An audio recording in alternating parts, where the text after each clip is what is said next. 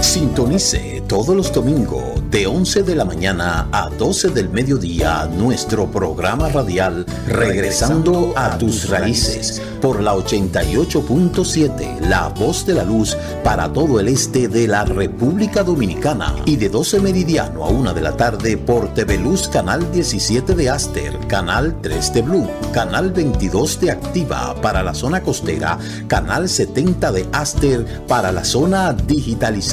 Un programa, 2 medios, radio y televisión, para seguir cumpliendo nuestra misión de llevar el mensaje de restauración. Recuerde, todos los domingos de 11 de la mañana a 12 meridiano y de 12 del meridiano a 1 de la tarde. Regresando a tus raíces por la 88.7 La Voz de la Luz y por TV Luz Canal 17 de Aster, Canal 3 de Bloom, Canal 22 de Activa para la zona costera y Canal 70 de Aster para la zona digitalizada. Invita a la comunidad mesiánica israelita de Higüey y el Roé Ricardo Mojica.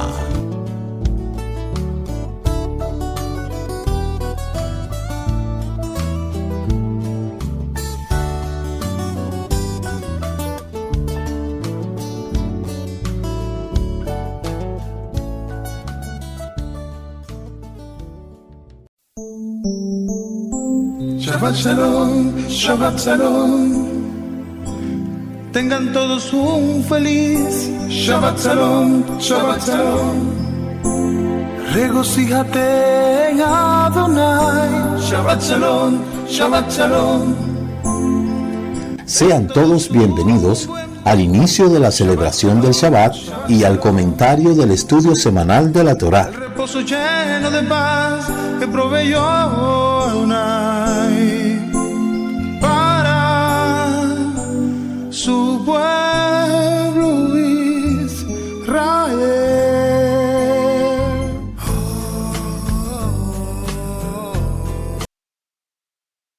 Laila, buena noche, amados hermanos. Que el Eterno le bendiga y le guarde. Le damos la más cordial bienvenida a este programa de cada semana. La introducción de la porción semanal de la Torá. Quien les habla, su amigo y hermano en el Mesías, el Roé Ricardo Mojica. Somos el Ministerio Mesiánico Internacional, directo al corazón, anunciando la restauración de Israel y de todas las cosas. Declara la Escritura en el libro de Shemot, Éxodo capítulo 31, verso 16. Los hijos de Israel guardarán el Shabbat, cumpliendo con él de generación en generación, siendo este un pacto perpetuo, una señal entre el pueblo de Israel y yo, porque en 6 días Elohim creó los cielos y la tierra, y en el 7º día descansó. Con ese versículo le damos la bienvenida a este programa, cada semana con una introducción, cada viernes al caer el sol, el inicio del día más importante de la semana, el Shabbat, y este Shabbat continúa hasta mañana al caer el sol.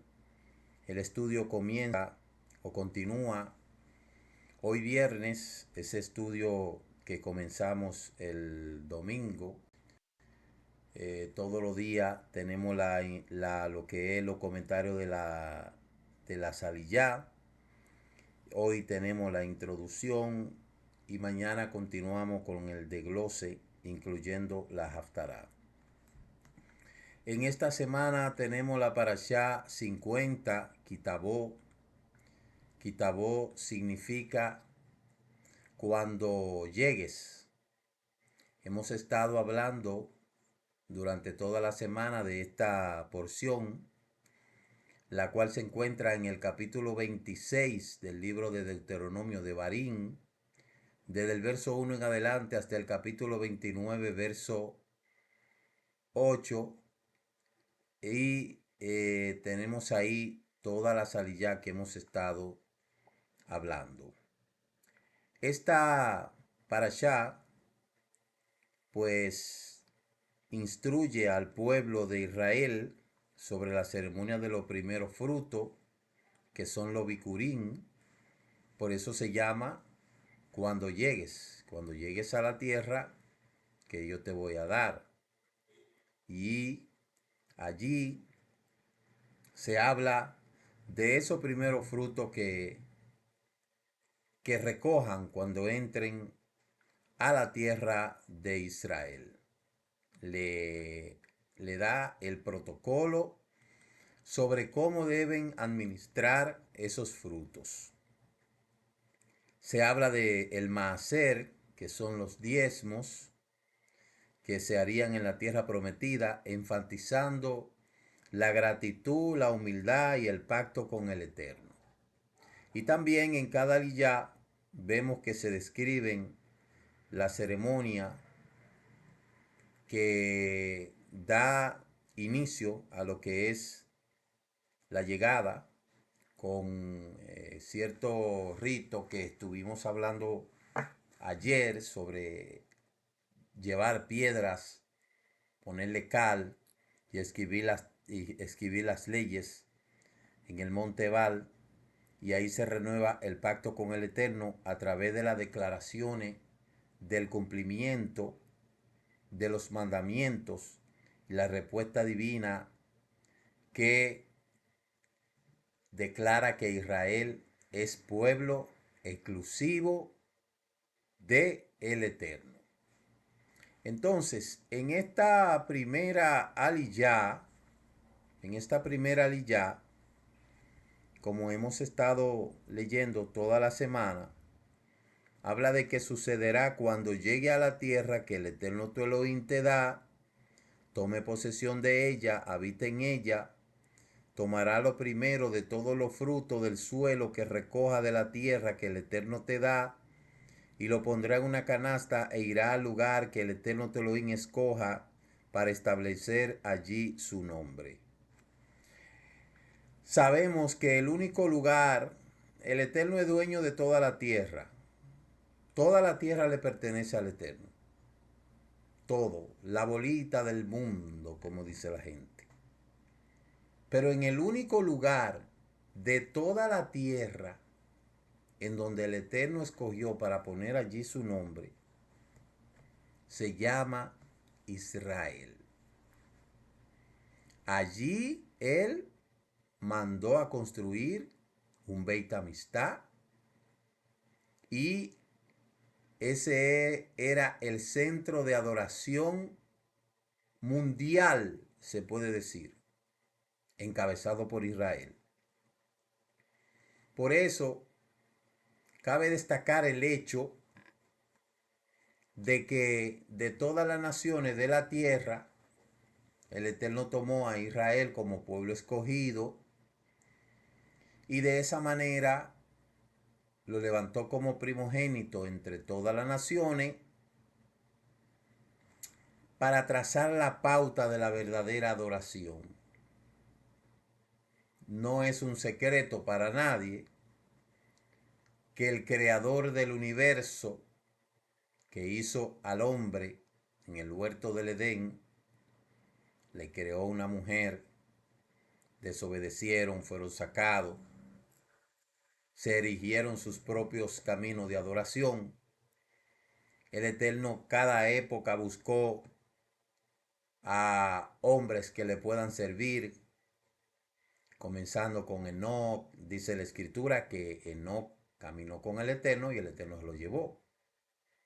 De Enoc, entonces, escogió a Noá, que hizo el gran barco. De Noá, de la simiente de Noá, tomó a Abraham, y de Abraham hizo un pueblo cuya descendencia fue prometida cumplida a través de su hijo Isaac, Jacob, y por eso el pueblo se llama Israel. El pueblo que el Eterno escogió para ser el director de la humanidad, del monoteísmo, de la adoración, se llama Israel. Así de simple. ¿Dónde escogió él el lugar para que Israel le adorara? Allá en Jerusalén, en donde está ese gran Beit Amistad. Allí se construyó el Beit Amistad en Jerusalén. ¿Mm? Quiera la gente aceptarlo o no, ese lugar ahí en donde se va a orar, que está en el oriente, donde quedan esas ruinas que usted está mirando ahí. Muchos de ustedes han ido, yo he ido. Ese lugar ahí se llama Jerusalén. Y en ese lugar el Eterno escogió para que su pueblo le adore. De que su pueblo a través de los años fue castigado, fue disciplinado, eso no es excusa para decir que ya el Eterno rechazó a su pueblo. Porque ahí quedan las evidencias, esas murallas que usted y yo nos emocionamos tanto cuando vamos allá. Eso no es, ese lugar no es una ficción, no es un invento. Los muros de Jerusalén, los muros de los lamentos, los muros en donde se ora 24 horas, ese lugar se llama Jerusalén. Y ese fue el lugar en donde el Eterno puso su nombre, y fue allí donde él dijo que Israel tenía que irle a adorar. Señal de esto es que le dice: cuando ustedes entren a la tierra que yo le doy, los primeros frutos lo van a marcar con un hilito rojo para que sepan que ese fue el producto de cada árbol. Decíamos en estos días que por eso era que uno veía en el campo que los ancianos hacían eso. Yo me acuerdo de eso. Yo me acuerdo que cuando uno iba al campo, veía muchos árboles, y dentro de los árboles habían una ramita azul, roja, y uno no se explicaba para qué era eso. Pues uno se da cuenta de que ese hilito se amarraba el primer fruto que nacía de ese árbol. ¿Por qué nuestros antepasados hacían eso? Pues obviamente porque tenían conocimiento de estas influencias. Sabemos que en nuestro país las grandes oleadas de judíos expulsados de España en el 1492, que habitaron muchos ocuparon y llegaron a todos estos lugares, trajeron consigo esa costumbre. Y por eso uno entiende ahora por qué en el campo uno veía al anciano amarrando al fruto con un hilito rojo. Mírelo aquí donde lo dice. Cuando los primeros frutos empezaron a brotar, fueron marcados con un hilito. Y cuando habían madurado, fueron llevados al santuario entre Shavuot y Sukkot. Y el tiempo del templo solían familia entera junto a otras de la misma ciudad que iban cargando con esas canastas llenas de frutas para ir a adorar al Eterno y a agradecerle por esos frutos. Entonces allí uno de los sabios de Israel, Maimónides, dice que se llevaba al lugar escogido por el Eterno, se llevaba en una canasta, se hace una declaración verbal, se entrega un sacrificio, se canta, se mece, que es una ceremonia de tenufá, se pernota en ese lugar. Por eso es que esas tres festividades, Pesaj, Shavuot y Sukkot, se pernota en ese lugar, se presenta ante el Cohen, y entonces allí se hace una declaración diciendo: he entrado en la tierra que el Eterno juró a nuestros padres que nos daría. Y por eso es que hablamos de la identidad nacional, la identificación histórica con el pueblo de Israel, y todas las personas que hacían esa declaración en el templo no habían entrado quizá físicamente, a Israel, pero pertenecían al pueblo porque una vez en la historia pasó a la tierra y allí se hacía esta declaración. Cuando yo fui la primera vez a Israel, uno se emociona cuando uno se va acercando a ese, y eso que yo no fui en tiempo de Sukkot y de Shavuot, porque eso es una maravilla. Yo pudiera ir a Sukkot, pero no puedo dejar la comunidad para irme a Israel. Pero eso es una maravilla, un Shavuot en Israel, eso es una cosa hermosa. Un Sukkot en Israel, eso es una cosa hermosa. Un Pesa en Israel, eso es una cosa hermosa. Entonces, allí uno recuerda, cuando uno está allí, las tantas veces que uno ha escuchado la tierra de Israel, la tierra de Abraham, la tierra de Isaac. Cuando uno está allí en Israel, uno dice verdaderamente esta tierra es verdadera. Y lo que uno ve en la tierra dice, wow, pero lo que uno lee ciertamente es así. Entonces de ahí nosotros claramente decimos que no hay una religión que tenga promesa que sean tan confirmadas como lo que es el judaísmo, que tiene la promesa en una escritura y cuando usted va, esa escritura habla de una tierra y esa tierra está ahí. Eso era lo que yo le decía a la gente, que el sentido de pertenencia que le hace a uno ver toda esta promesa hace que uno se sienta que uno verdaderamente está creyendo en algo verdadero. Esto no es algo ficticio, porque se habla de una tierra y ahí está, de promesas que están ahí. Y hemos aprendido claramente que la promesa del Eterno están basada a un nombre, basado en una tierra, basado con promesas. Cuando uno va a Israel, que uno ve en el desierto dándose uva, dándose granada, uno dice verdaderamente dátiles. Cuando uno va a ciudad de allá de Tel Aviv, que uno ve esos dátiles tan grandes, uno dice verdaderamente lo que yo he leído por tanto tiempo se cumple aquí. Y de ahí es donde uno tiene ese sentido de pertenencia. Y era ahí a donde yo le preguntaba que cómo es posible que después que el Eterno le da esta promesa a Israel, se levantan dos religiones paralelas, se levanta el cristianismo y se levantan los musulmanes,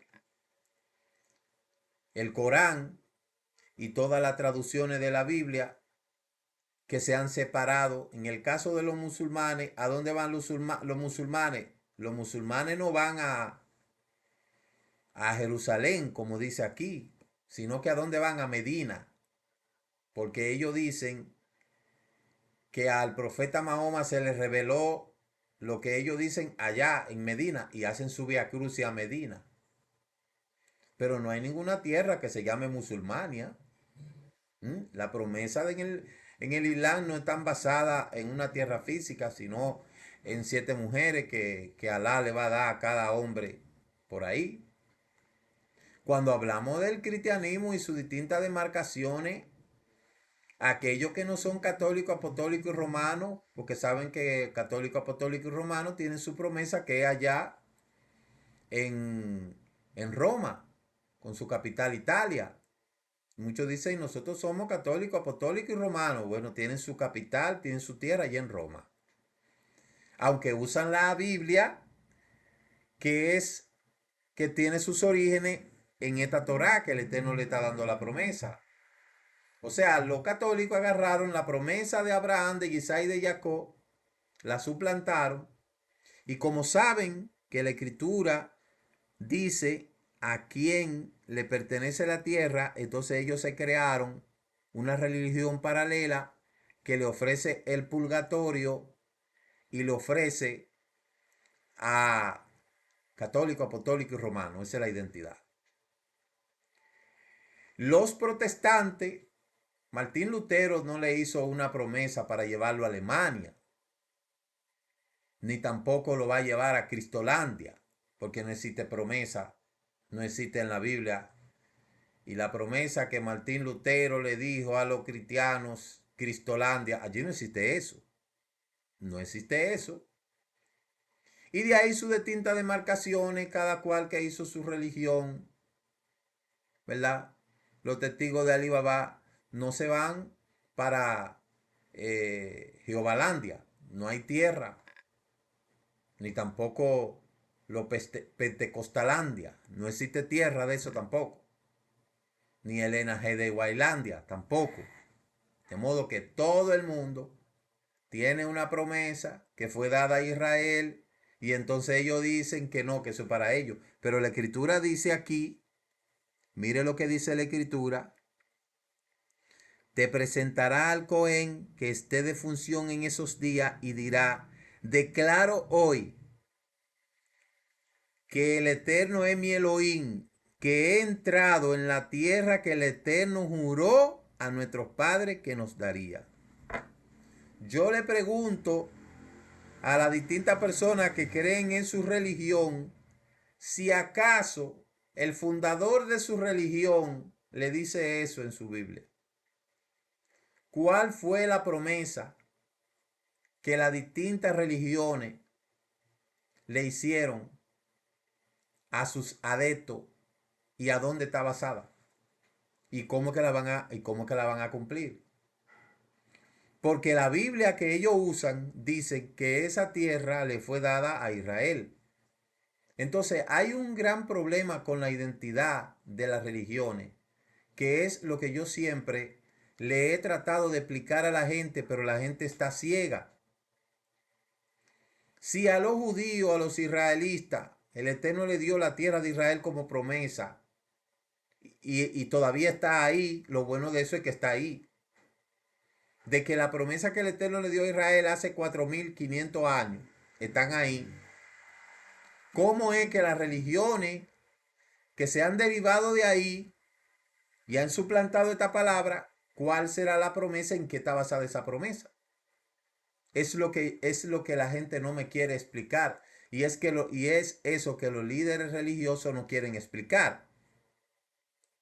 Los católicos han creado el purgatorio. Los pentecostales han creado el cielo. Los testigos de Jehová ellos dicen que ellos son los testigos. Capítulo 41 del libro de Isaías. Pero entonces ahí hay un problema. Porque la escritura dice ahí, ustedes son mis testigos, oh casa de Israel. Entonces no entiendo.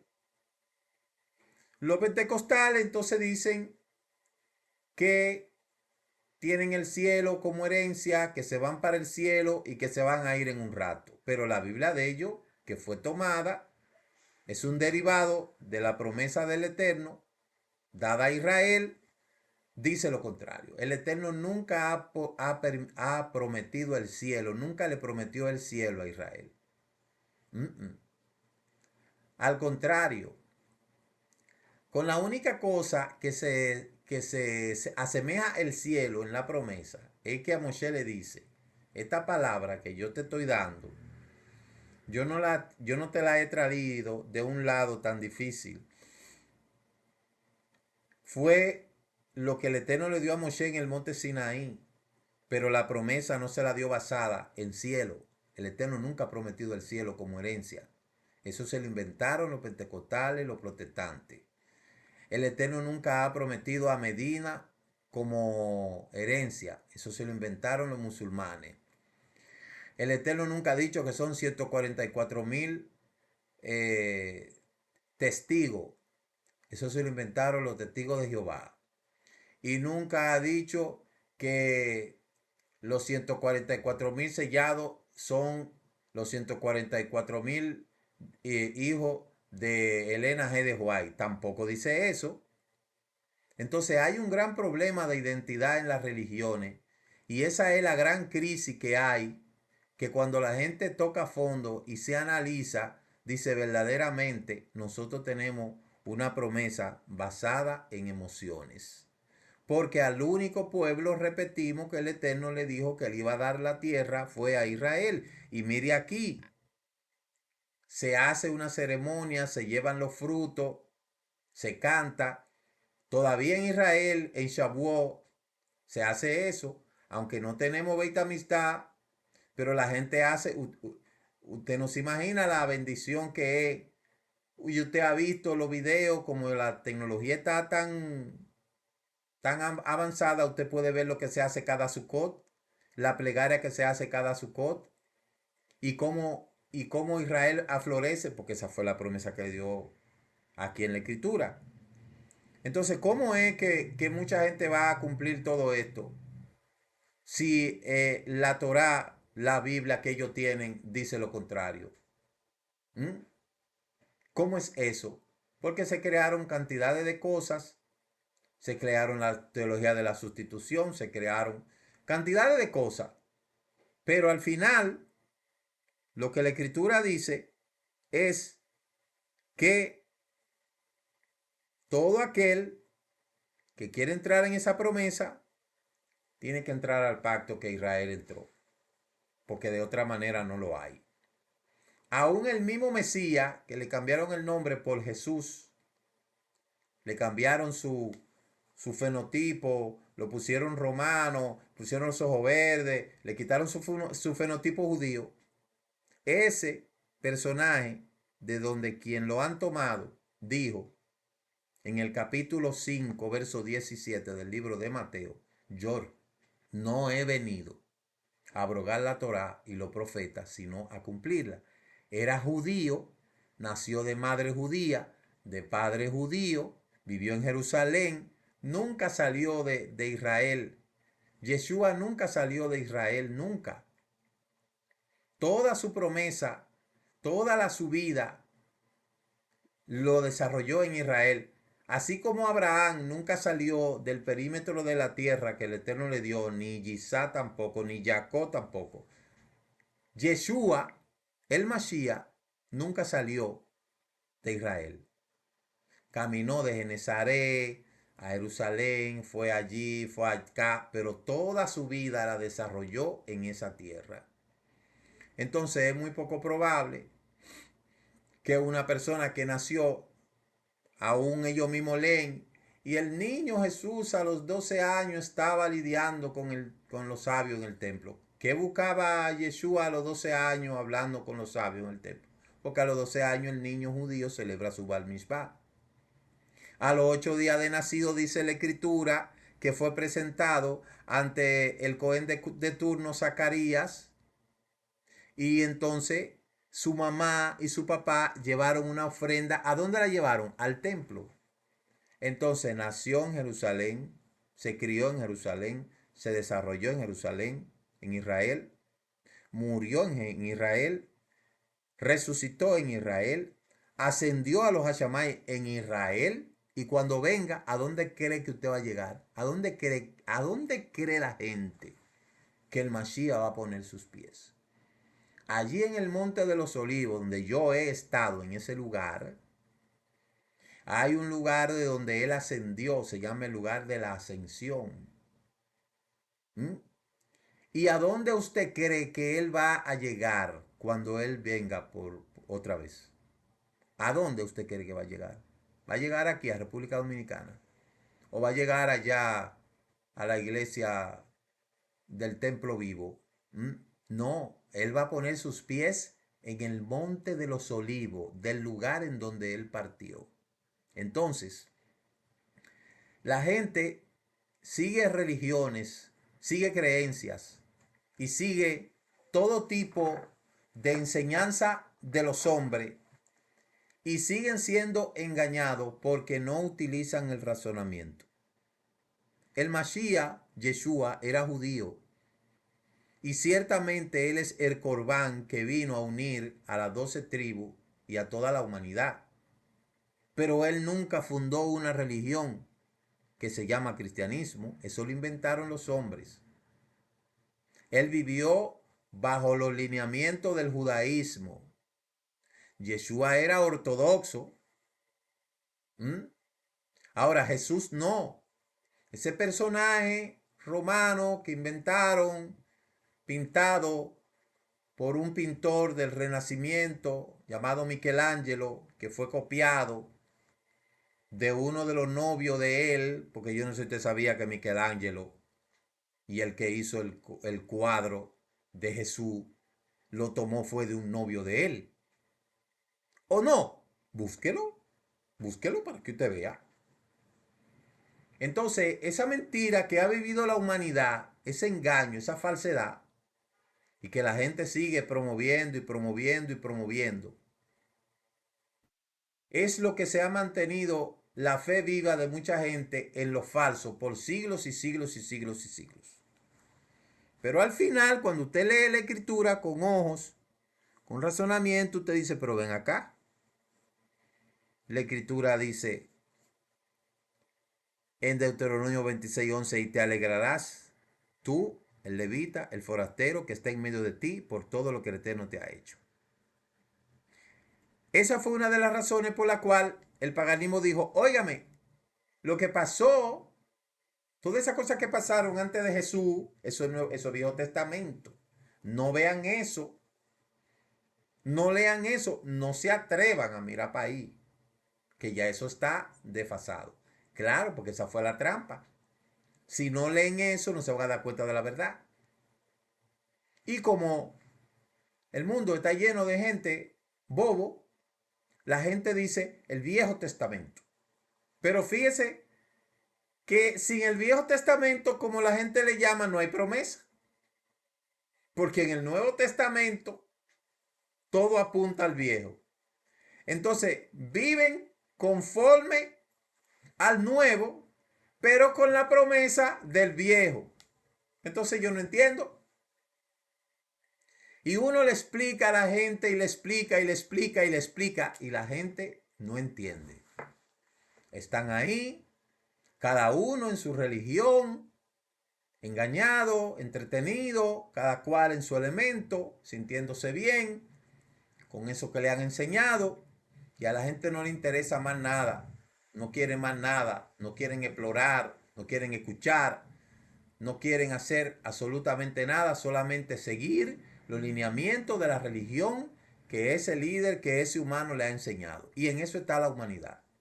Ahora, usted y yo que conocemos bien la verdad, sabemos claramente que sin Israel no hay promesa, que nosotros no nacimos en Israel, pero Israel nació en nosotros.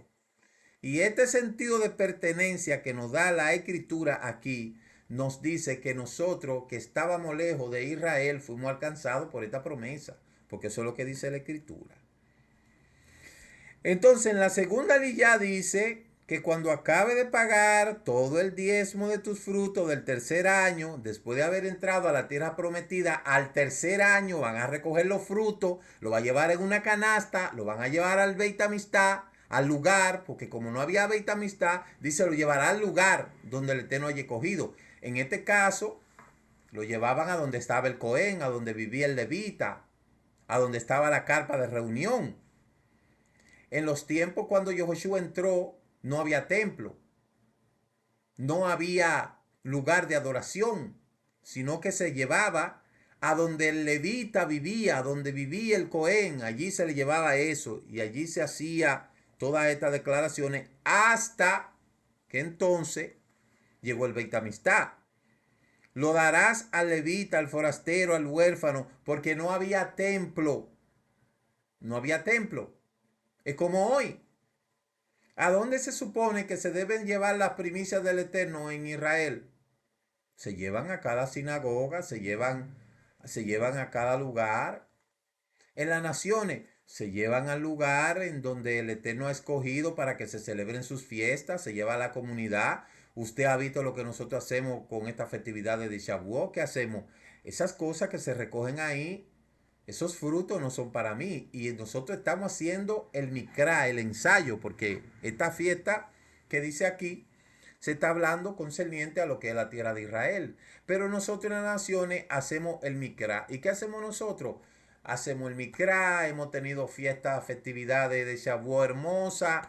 ¿Qué hacemos con toda esa fruta? Pues se la llevamos a los necesitados y así cumplimos con los mandamientos.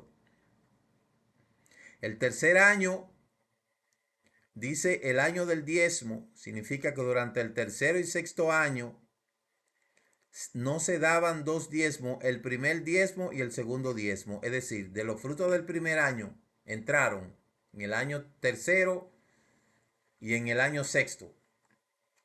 Se agarraba, se le llevaba al Cohen, el pueblo. No, acuérdese que no había Beit Amistad, pero una vez se hace el Beit Amistad, ya la cosa cambia.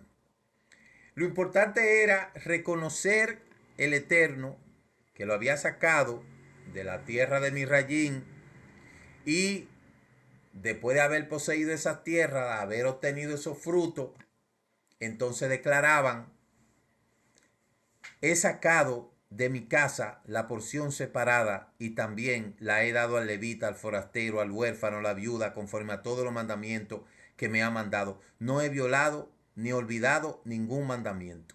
Qué importante es en la vida de un creyente que sabe y guarda los mandamientos, que al final de cada año pueda decir: en todo este ciclo he cumplido con todo lo que el Eterno me ha mandado. He apartado mi diezmo, he apartado mis terumá, he apartado. Y uno se revisa, porque cuando llega Yom Kippur, la gente quiere que el Eterno tenga misericordia de todo el mundo, que escuche sus oraciones, que sean escritos, reinscritos en el libro de la vida, que el Eterno tenga piedad, que sea un año bueno, venturoso, pero no se ponen a revisar toda la tareita que uno tiene que hacer año tras año, o sea, mes tras mes. El año entero tiene que ser una revisión diaria, semanal, mensual y anual. Y si uno ha cumplido con todos estos requerimientos, uno tiene que tener cuidado, porque uno le sirve al Eterno conscientemente. Entonces, por eso es bueno que cada persona siempre haga sus revisiones y diga: yo me he portado tal cual en este año. Y el Eterno dice eso. Y que dice: mira desde tu morada santa, desde el cielo, y bendice a tu pueblo Israel y la tierra que nos ha dado, una tierra que emana leche y miel, como juraste a nuestros padres. El uno estar en Israel y decir esa declaración, esto es exclusivo de Israel, esto no está escrito para más nadie.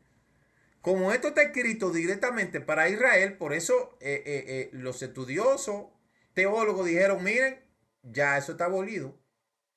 Eso está abolido. Y por eso es que cuando mucha de esa gente que está leyendo por ahí dice: vamos a leer el capítulo 28, el libro de Deuteronomio, comienza a leer: y estas son las bendiciones que te alcanzarán. Bendito serás tú, tu campo, tu masa, tu esposa, tus hijos, tu ganado. Y cuando llega el verso 16, y si tú no haces esto que el Eterno te está diciendo, entonces viene todo lo contrario. Entonces hasta aquí hemos leído, porque así es la cosa.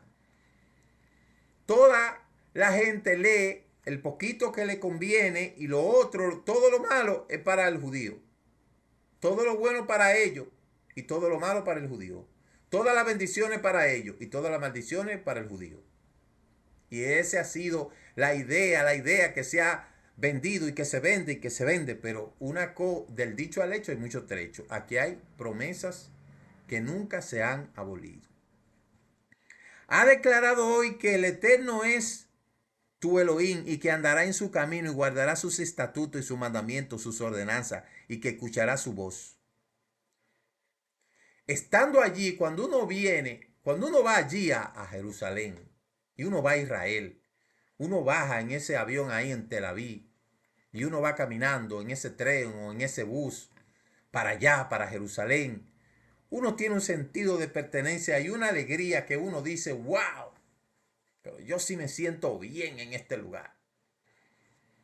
Y cuando uno llega allí, uno como que se configura. Mi familia y yo llegamos allí en aquel lugar, y yo creo en mi vida yo no he caminado tanto como esa vez. Yo caminaba diario 10 y 15 kilómetros, caminábamos. Y nosotros no nos cansábamos. Nosotros vivíamos del cótel, o sea, estábamos dentro del cótel a unos 3 kilómetros. Por la mañana nos íbamos, regresábamos, no íbamos en la tarde, en la noche, y uno no se cansa. Ese es el secreto de la tierra, oiga, la tierra santa. Eso no existe en ningún lugar del mundo. Eso solamente existe en Israel. Entonces, el Eterno ha declarado que tú eres su pueblo de su exclusiva posesión. Yo quiero que todas las religiones me lean Deuteronomio 26, 18. A ver a quién fue que se le dio esa promesa. Léame Deuteronomio 26, 18. Y dígame si eso fue para los testigos de Jehová, para los adventistas, para los católicos, para los musulmanes, para los pentecostales.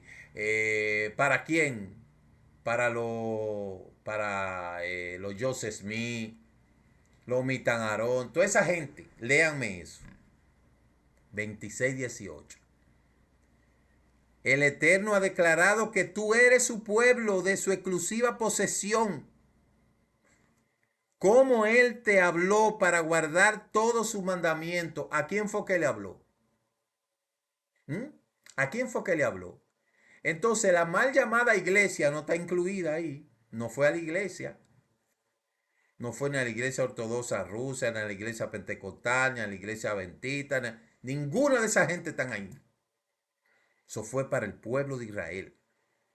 Y ahí se habla de 3 alianzas. La del monte Sinaí. ¿Dónde estaba la iglesia en el monte Sinaí? La del Mishkan, Marta Lucía Tabernáculo. ¿Dónde estaba toda esa gente que hoy se adueñaron de todo eso? La de la meseta de Moab. ¿Dónde estaban? Esa gente no estaban ahí. Entonces, dice este texto, tú eres su pueblo para guardar todo su mandamiento. Yo quiero que ustedes me digan quiénes son, quién es el pueblo escogido y quiénes son los escogidos y a quiénes le fue dada esta promesa. ¿A quién fue? Porque aquí no dice otra cosa sino solo el pueblo de Israel. Por eso la identidad marca la conducta de la persona. Si uno se siente rebelde, actúa como rebelde. Y de la manera en que la gente se siente, de esa forma actúa. Mucha gente dice, yo soy gentil. Y se goza con su gentilicio. Y ahora un grupo de judíos que han ayudado a mucha gente creándole una religión falsa que se llama el noajismo. El noajismo. Que no tienen que guardar todos los mandamientos porque ellos son noajitas. Me cuesta preguntarle a ver si hay una promesa o una tierra que se llama Noalandia. Noajlandia. Supongo que a los de Noah, a los noajitas, lo van a llevar a los Noajlandia, porque tienen que darle su tierra también. Porque si ustedes están formando una religión que tienen que son paralelos y que ustedes no se le va a dar, no van a estar juntos con los judíos, entonces se supone que van a estar en otro lado. Entonces yo quiero que me digan a dónde que van a estar. Los noajitas o los jonaídas, yo quiero que me digan dónde que van a estar. Porque para muchos judíos ellos van tan exclusivos solamente ellos. Ellos solamente serán lo que serán los escogidos, el pueblo escogido. Y los demás pueblos, ¿dónde que van a estar? Entonces, esas son de las cosas que los hombres han hecho, dividir, distorsionar.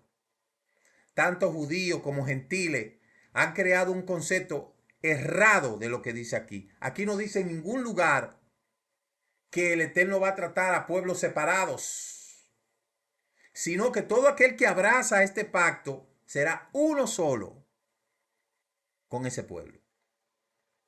Entonces, Proverbios 23:7 dice, pues como piensa dentro de sí, así es.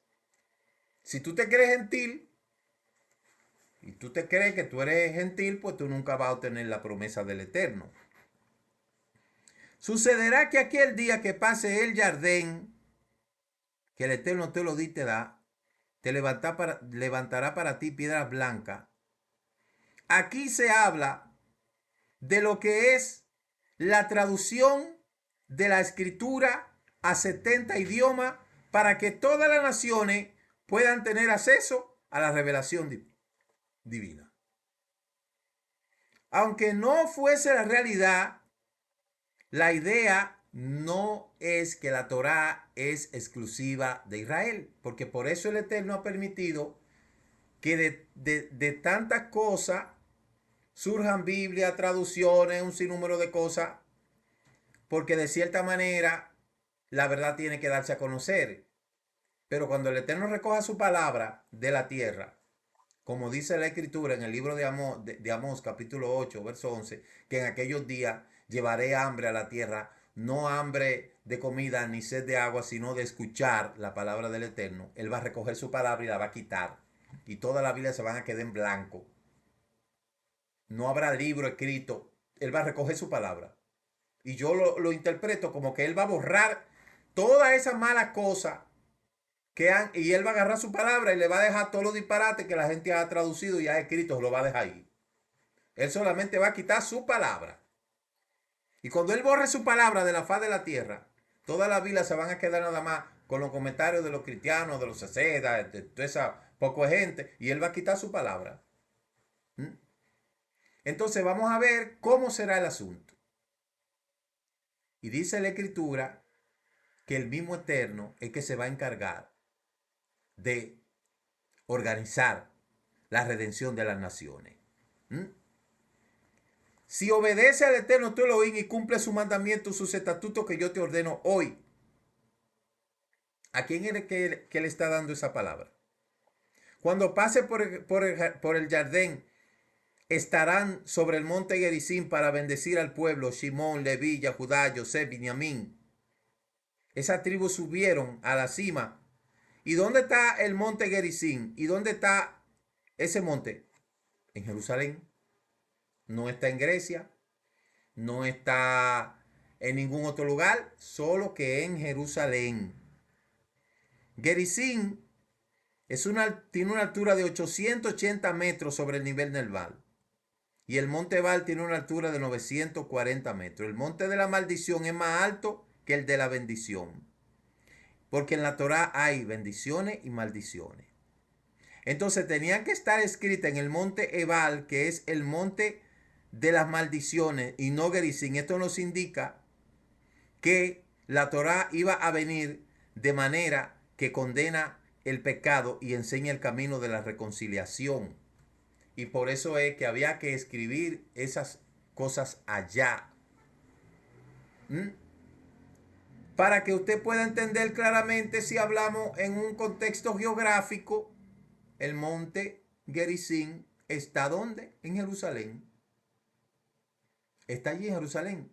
No está hablando del lugar alto de Grecia, ni del lugar alto de Roma, ni los montes altos de las ciudades. No, de allí.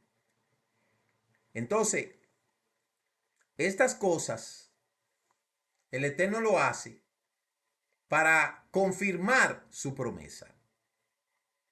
En la lilla número 6, número 5, hay una serie de maldiciones que yo estuve hablando ayer. Maldito el hombre que haga ídolo o imagen de fundación.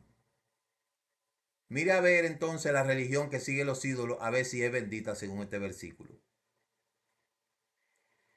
Todas las maldiciones son activadas sobre este pecado de idolatría. De hecho, el pueblo que tuviera que decir amén producía una protección contra este tipo de pecado, porque el temor a la maldición nos guarda de hacer estas cosas en secreto. Porque dice la Escritura que las cosas secretas le pertenecen al Eterno y las claras a nosotros. Allí habla, maldito el que desprecia a su madre y a su padre. Maldito el que haga errar al ciego. Maldito el que hiera a su vecino secretamente. Maldito el que no confía esta palabra. Y sigue diciendo todas estas cosas. Un juramento que se debe de cumplir.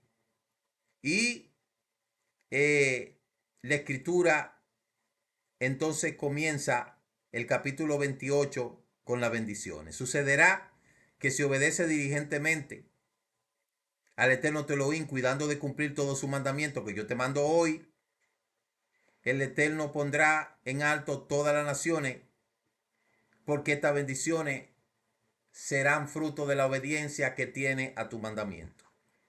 Bendito será en la ciudad y bendito en el campo, bendito el fruto de tu vientre, bendito el producto del suelo, bendito tu canasta, bendito sea cuando entre, bendito cuando salga. El Eterno dará que tus enemigos se levanten contra ti y sean derrotados. Estableceré como pueblo santo, como así te juró. Entonces verán todos los pueblos que sobre ti es invocado el nombre del Eterno y temerán. Y pondré el Eterno a cabeza y no a la cola. Solo estará encima y nunca estará debajo. Y le dice, no te desvíes de ninguna de estas palabras que yo te ordeno hoy, porque si te desvía, entonces es lo contrario. Maldito en la ciudad, maldito tu canasta, todo lo contrario. El capítulo 28 del libro de Deuteronomio habla de las bendiciones de la obediencia y las maldiciones de la desobediencia. Lástima que no tenemos más tiempo para nosotros hablar de esto, pero es la realidad que yo le estoy diciendo. Guarda esta palabra de este pacto y ponla en práctica para que prospere en todo lo que haga, porque la prosperidad depende de la obediencia del pacto. Y esta es la palabra que se repite. Entonces, en esta parashá, en una forma resumida, se habla de los bicurín, los primeros frutos, del maaser del diezmo, que se debía apartar para los levitas, el huérfano, la viuda, y la persona que lo hacía debía ofrecer una plegaria declarando su obediencia al mandamiento.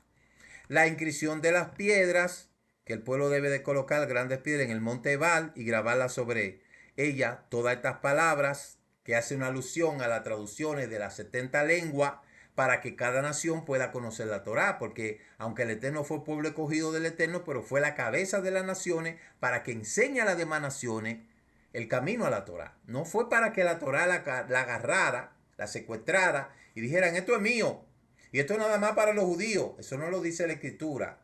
Nada de lo que está escrito en la Escritura fue exclusivamente para que solamente el judío lo haga. No. El judío debe de hacerlo en primer orden, pero después debe de enseñárselo a todas las naciones. Esa era la idea. La renovación del pacto. Moshe enfatizó la consecuencia de la desobediencia, pero también la renovación del pacto entre Elohim e Israel. La declaración de fe y compromiso. El pueblo celebraba su amor, su compromiso con Elohim al caminar en sus caminos y obedecer sus mandamientos. La respuesta divina que vino conforme a lo que es esta declaración. Entonces, esta porción se enseña mucho y se reafirma mucho la promesa, porque indiscutiblemente esto no ha cambiado. En 4500 años esto no ha cambiado, esto sigue igual. Entonces, ¿cuál es mi exhortación final que yo le podría hacer a usted que se quiere salvar? Mi exhortación final que yo le haría a toda persona que está estudiando, que tiene una Biblia en la mano, es que lea y estudie con profundidad el capítulo 27 del libro de Deuteronomio, capítulo 28 y capítulo 29. Lea esos 3 capítulos. Haga una...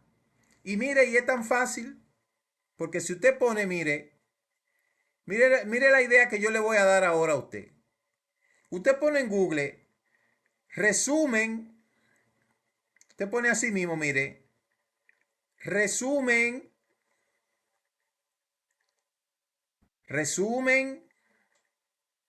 del capítulo 27 de Deuteronomio. Mire lo que dice ahí. Resumen del capítulo 27 del libro de Deuteronomio. Mire lo que dice. Detalla una ceremonia que debe realizarse al cruzar el Jordán para entrar a la tierra prometida, donde se debía de erigir un altar de piedra entera, revocar grandes piedras con cal y escribir la palabra de la ley. El pueblo dividido por tribus se colocaría en el monte Gerizim para bendecir el monte Ebal, para maldecir pronunciando un amén colectivo a la maldición establecida contra quienes desobedecieran la ley incluyendo la deshonra a los padres o la práctica de actos sexuales ilícitos. Mire que sigue diciendo.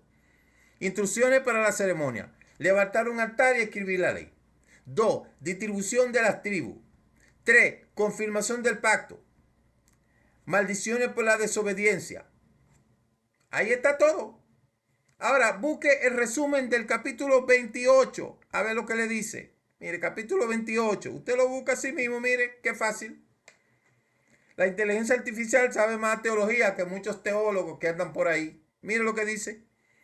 El discurso de Moshe que contrasta con las bendiciones por la obediencia al Eterno y las maldiciones por la desobediencia. Las bendiciones que implica prosperidad, la batalla, el ganar sobre los enemigos, salud y una nación exaltada, mientras que las maldiciones incluyen enfermedades, derrota, pobreza, confusión, exilio para Israel si no sigue los mandamientos. Y el capítulo subraya la importancia de confiar y obedecer al Eterno para recibir su favor y su provisión. La victoria sobre los enemigos, la prosperidad material, el favor divino, reconocimiento de las naciones, derrota y confusión, enfermedad y plaga, pobreza y hambre, exilio y servidumbre, consecuencias divinas. Entonces, el capítulo enfatiza que las bendiciones son el resultado de la obediencia a los mandamientos, mientras que la desobediencia trae consigo el castigo severo y la separación de su presencia. La confianza en el propio poder en lugar que en el Eterno también resulta que trae maldición. Entonces mi amigo que me está mirando, sin importar el lugar a donde usted va, ¿por qué esto yo no lo hago con ánima de ofender? Porque mi lucha no es contra ninguna religión en particular. Esto no es algo personal. Es que esto es algo serio. Cuando usted escucha que yo menciono una que otra denominaciones, es porque lamentablemente y desgraciadamente esas denominaciones tienen a la gente engañada. Pero la gente tiene la opción de investigar. Ponga algo fácil. ¿Para quién fue las promesas? Ponga así mismo, como aparece ahí, la promesa del Eterno. Mire, la promesa de Dios. Fueron originalmente hechas para Abraham y su descendiente, pero se extiende a todos los que confían en Yeshua. Descendiente a quien hizo la promesa final para el pueblo de Israel que descendía de Abraham, implica recibir la tierra y formar una nación. Y para la humanidad en general, el cumplimiento de esta promesa se encuentra en la salvación y la vida eterna a través de la fe en Yeshua. Hasta ahí estamos bien. Yo no entiendo cuál es el problema. ¿Sabe cuál es el problema? El problema es que de ahí pasan a la teología de la sustitución. Aquí no dice en ningún lugar que el Eterno rechazó los descendientes de Abraham. Abraham y su descendiente, una gran nación y tierra prometida, una bendición universal, la simiente principal, la salvación de vida eterna, la recompensa de vida eterna. Entonces, yo no entiendo qué es lo que la gente necesita para poder conocer eso que ellos llaman la verdad. Y esta generación tiene la bendición de tener toda la tecnología en su mano. La tecnología que solamente basta con poner un tema ahí, ¡pap! Y ya. Entonces, nadie puede catalogarse como ignorante, porque tiene en sus manos todas las herramientas necesarias para poder conocer la verdad. Entonces, esta parashá es lo que le dice, Quitabó, cuando entres a la tierra prometida. ¿A quién se le está diciendo? Se lo está diciendo a los descendientes de Israel cuando entren a la tierra prometida. ¿Cuál tierra prometida? Esa que está ahí en el oriente, que tiene 22,000 kilómetros cuadrados, de momento, porque la promesa que el Eterno le dio a Abraham tienen más, que está en el capítulo 15 del libro de Génesis, verso 18. Mírelo allí. Vamos a buscar Génesis 15, 18. Aquel día firmó el Eterno una alianza con Abraham diciendo: a tu descendencia he dado esta tierra, desde el río Éufrates, desde el río de Egipto hasta el río grande, el río Éufrates. Los kenitas, los quericitas, los camonitas, los hititas, los pericitas, los amorreos, los cananeos, todas esas tierras se las entregó el Eterno a Abraham y a su descendencia. No hay promesa basada en vivir en el cielo, ni 7 mujeres en el paraíso, ni qué más, ni tener un pueblo paralelo. No hay promesa.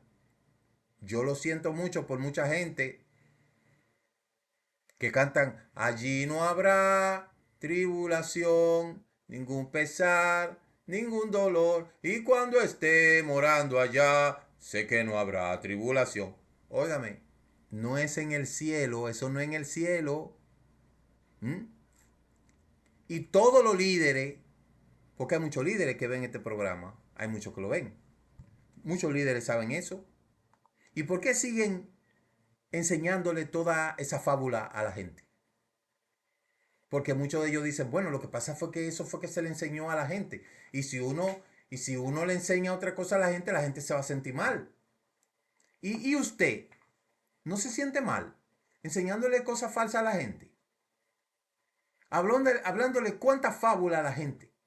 Un evangelio de fábula, el evangelio de Temu. El evangelio de Temu, la promesa de Temu. Toda esa promesa de Temu, porque son mentiras, son falsas, habiendo una cosa tan clara como lo dice aquí. Y millones y millones y millones de personas embaucados ahí, creyendo toda esa mentira que los hombres se han inventado. Mentira que ellos saben que es mentira. Ellos lo saben perfectamente que es mentira.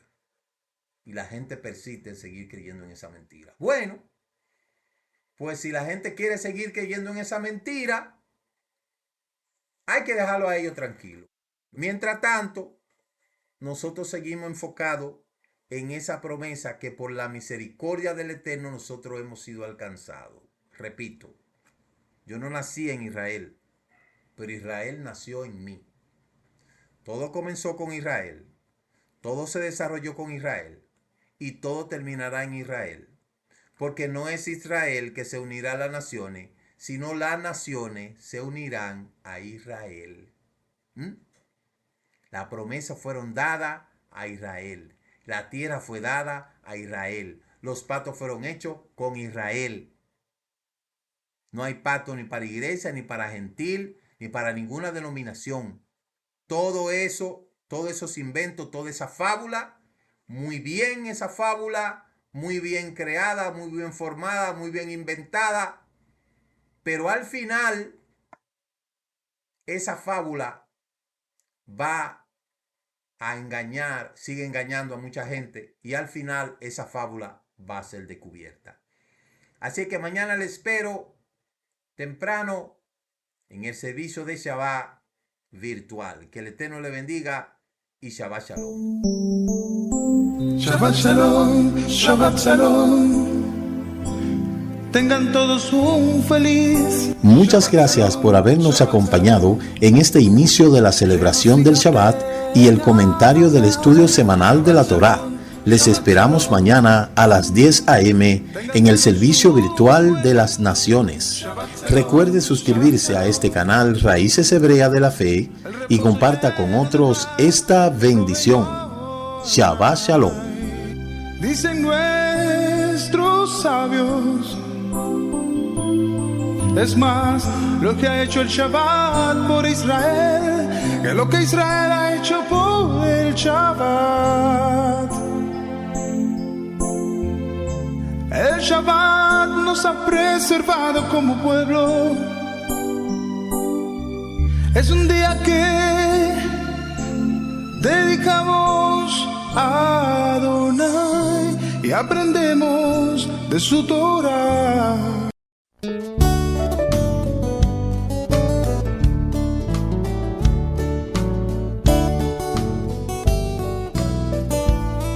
Si este programa es de bendición para usted, dele clic, comente y comparta.